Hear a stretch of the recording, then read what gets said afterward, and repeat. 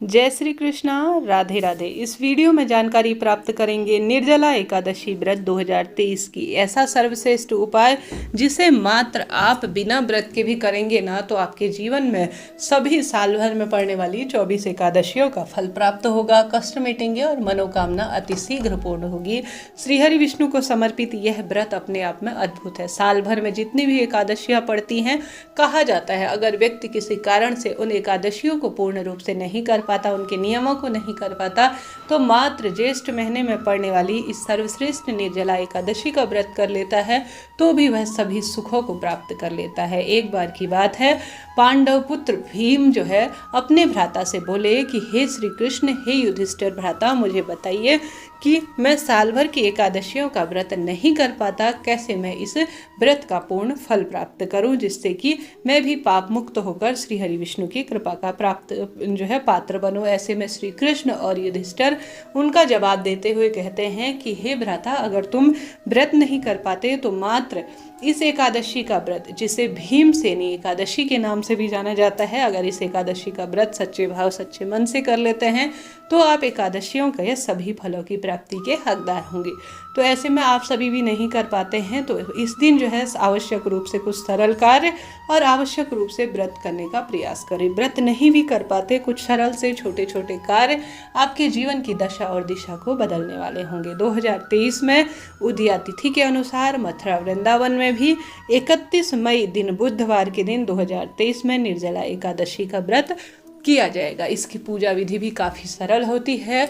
हमेशा की भांति इसमें जो है श्रीहरि विष्णु और माँ लक्ष्मी का एक साथ पूजन किया जाता है और साथ ही उन्हें तुलसी दल इत्यादि समर्पित किया जाता है। परंतु एकादशी के दिन तुलसी ना तोड़ें, उससे पहले ही आप तुलसी तोड़ कर रख लीजिए। किसी कारण से ना तोड़ पाए हों तो आप सभी जो है पहले से श्रीहरि विष्णु को समर्पित की हुई तुलसी भी काम में ले सकते हैं। ऐसे में व्रती जो है पूरे दिन भर में श्री कृष्ण भगवान के सरल मंत्र ओम नमो भगवते वासुदेवाय इस महामंत्र का जाप करते हुए श्रीहरि विष्णु का पूजन पाठन इत्यादि करते हैं और उसके बाद जो है आवश्यक रूप से यह सरल सा उपाय, यह सरल सा कार्य करते हैं। आप सभी को इस दिन श्रीहरि विष्णु को आवश्यक रूप से पूजन इत्यादि करना है और आप सभी को अपनी क्षमता सामर्थ्य अनुसार इस दिन जल दान करना है।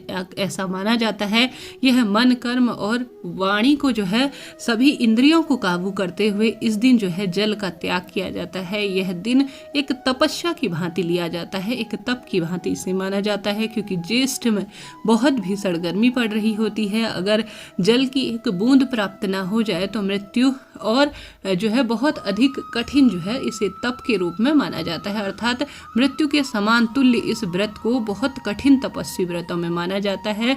ऐसे में इस दिन एक जल की बूंद जो है शरीर में नहीं ली जाती। इस व्रत में व्रती जो है कठिन तपस्या करते हुए सभी सुखों की प्राप्ति करते हैं और कुछ ना कुछ दान करने का प्रयास करते हैं। इस दिन जल दान, अन्नदान, वस्त्र दान, भूदान, गौदान और साथ ही दीपदान की महत्वता शास्त्रों में कही गई है।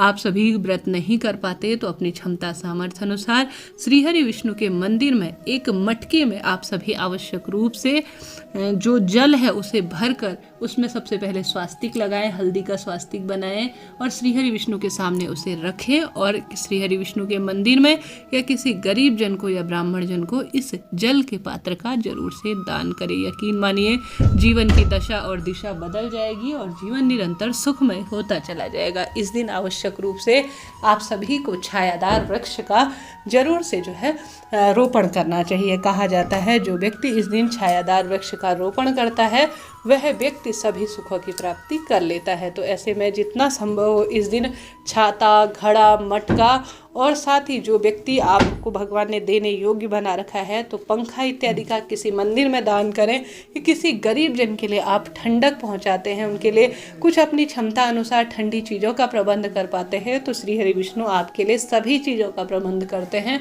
तो अपनी क्षमता सामर्थ्य अनुसार आवश्यक रूप से यह कार्य करें। साथ ही आप सभी को आवश्यक रूप से इस दिन एक समय का भोजन द्वादशी के दिन पारण किया जाता है। पूरे दिन भर में रात्रि दिन भर में अन्न का एक दाना जो है मुंह में या पेट में इस दिन नहीं लिया जाता और रात्रि में फलाहार कर कर भगवान के आगे भगवत भजन किया जाता है। दूसरे दिन हरिवासन पर जो है अब द्वादशी के दिन व्रत का पारण किया जाता है और श्री हरि विष्णु को भोग इत्यादि लगाने के बाद चावल का दान करना या एक समय का भोजन दान कर कर अपने व्रत को व्रती खोलते हैं। यकीन मानिए यह व्रत किसी चमत्कार से कम नहीं है। वीडियो आपके लिए उपयोगी रही हो तो चैनल को लाइक शेयर सब्सक्राइब कीजिएगा। हर हर महादेव, राधे राधे।